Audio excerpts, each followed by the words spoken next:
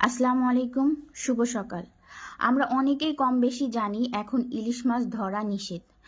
এখন মা ইলিশ সাধারণত ডিম দিবে এবং আমরা সারা বছর এই মা ইলিশের ডিম দেওয়ার উপর নির্ভর করে বাজারে ইলিশ মাছ পাবো এবং আমরা বাইরের দেশেও রপ্তানি করতে পারবো। তো কিছু অসাধু জেলে আছে যারা এই নিষেধাজ্ঞা অমান্য করে তারা মা ইলিশ ধরছে।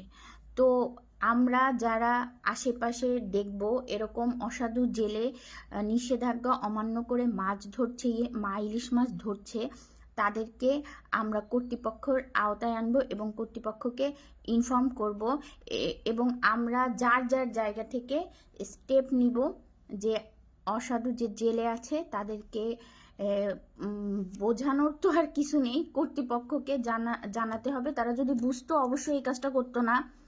সেজন্য আমাদের উচিত সচেতন নাগরিক হিসেবে কর্তৃপক্ষকে ইনফর্ম করা। ওকে, টাটা।